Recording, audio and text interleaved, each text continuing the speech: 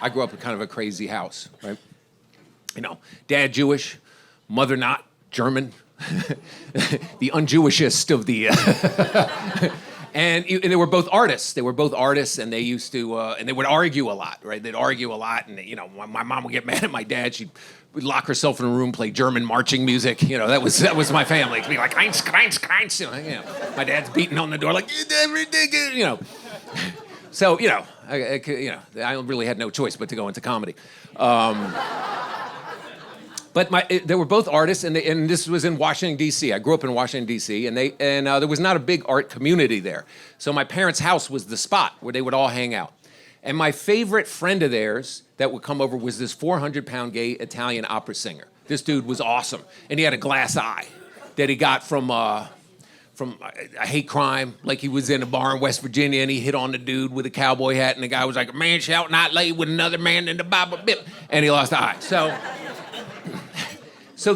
you know, he was on a budget, and he put one of those budget eyes in. I don't know if you've ever seen those budget glass eyes, but they just don't sit right, you know? So, like, if he did a sudden movement, you know, the eye would stay that way. But I was obsessed with this eye. I loved this eye. You know, I was fascinated with it. And he kept putting on weight. He kept putting on weight, and he'd come over. He got to be like 400 pounds. And one day, he's coming over. My mom tells my dad, she doesn't know I hear this, but she's like, "Listen, he's put on a lot of weight. Don't make him laugh because the pressure builds up and then the eye will pop out." So I'm like, well, I need to see that happen. That has to happen. You know, I'm 7 years old. I'm like, how do we make that happen?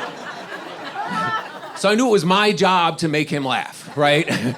It was my job, you know. So I'm thinking all day, like, what am I gonna do? I'm 7 years old. But I remembered his favorite actress was this lady, Cloris Leachman. Cloris Leachman. He loved Cloris Leachman. And, you know, he would talk about her all the time. So we're sitting at the dinner table. He's there, and he's talking about some movie, and he goes, "And you know who starred in it? My favorite." And I was like, "Clitoris Leachman." He's like, "Ah!" Right, the eye.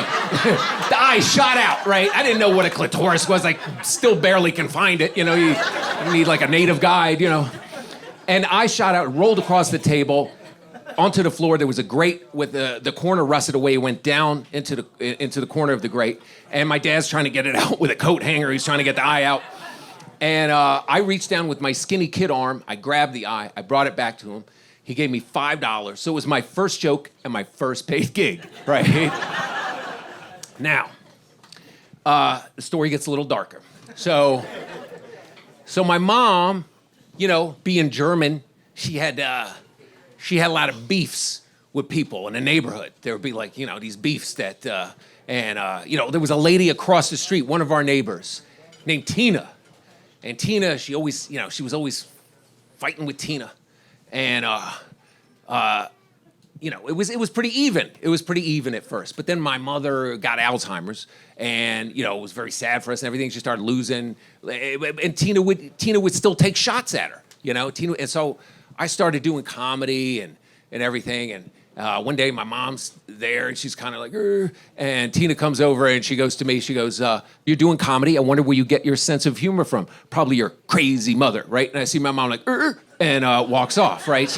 Because the thing about Alzheimer's, you'll have a little recognition. Once in a while, you get a little flashback, right? So I see my mom. Tina was scared of bugs. She had a phobia of bugs. And in D.C., they had these cicadas that would leave these shells on the trees, these like translucent shells. So I see my mom walk over and grab one of the shells and go over to Tina. And she's like, "Tina, I got something for you," right? And she opens her hand, and Tina is terrified, but she won't show it. She won't show it. She's like, "Karen, I'm not scared of that." She's like, "It's just a shell." And my mom's right, "That's right, it's empty, like you," and crushed it, right? And Tina had just had a miscarriage, so it added a little extra. Yeah, that's how we roll. It's very German.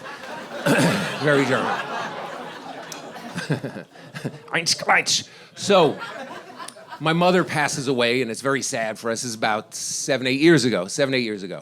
And, you know, very sad, you know. And one thing that she had was this hot sauce recipe that everybody loved this. She used to make it at all the parties, and it was the hottest thing you ever ate. I mean, I've never experienced anything so hot. It was like all the Scotch bonnet peppers, the jalapeno, everything. And she would chop it up and she never gave anybody the recipe. It was delicious. Before she died, she left a recipe for me. She wrote it down. And, you know, and so we were having a memorial at my father's house, right? We're having a memorial. And we were all very sad. And I'm like, you know what? I'm gonna make that pepper sauce for everybody. So I get all the peppers, I'm chopping it up, I'm looking at the recipe and everything. And this stuff is so hot, it's coming off. And I'm chopping up the peppers. And finally my dad's like, look, just take a break, go, to the liquor store, get some vodka. We're gonna blow this out. Glass eye's coming, everybody's coming, right? So I'm like, all right. So, I go pee, I'm driving to the liquor store. All of a sudden I realize my dick is on fire, and I can't figure out why. It's because I touched it with the pepper hands. So by the time I get to the liquor store, I got tears coming, I got snot, I'm crying. The Korean guy's like, oh, you don't look 20% off, right? I'm driving home, like, it keeps getting worse and worse and worse. I'm like, I'm not gonna make it. I'm gonna die. I'm gonna crash this car. And I'm like, I gotta calm down. I gotta think of what to do. And the thing is, whenever you've been in a bad situation, you got to think about when were you in a similar situation and what did you do to get out of it. And I remember once I went to an Indian restaurant and I had this hot sauce called Vindaloo. It was the hottest thing I ever ate, right? And it was so hot I hallucinated. Like there was one waiter, I saw 3 of them, are you okay? Are you okay? Are you okay? Right? I'm like, ah! And the guy's like, drink it this mango lassi. Drink it the mango lassi, right? And he hands me this giant white drink. I'm like, well, what's that? He's like, it's a yogurt. Is it cool? The daddy gonna cool the inside. Drink it the mango lassi, right? So I'm like, mango lassi. So I drink it. Immediately, it cooled the pepper, right? Immediately. It was amazing, right? So I'm driving along. I'm like, mango lassi, wagga dagga. I get home, all the people are milling around. I'm like, mango lassi. I get to the refrigerator, open it, there's a giant vat of Stonyfield yogurt with the strawberry in the bottom. I grab that thing, I go into the bathroom, I jam my dick into this yogurt. I am fucking this yogurt. I'm balls deep, the tip is in the strawberry. I'm like, mango lassi. And it feels so good. It's probably illegal, it should be. But it feels so good, and I'm like, and I'm, it's just crazy because I'm like, I'm crying because my mother's died, I'm like, and I'm laughing because it's so ridiculous. I'm like, mango lassi, and I'm fucking this yogurt, and I turn around and the bathroom door did not close properly, and Tina is standing there with a child, right, and the kid's looking right at me, and he goes to Tina, he goes, what is that man doing to that yogurt? And she leans over and says, people grieve in different ways. I'm DC Benny, everybody. I hope you enjoyed this show. Thank you, Brokerage. Thank you, Long Island, for having me here. Miss you, Mom. Good night, guys. Take care.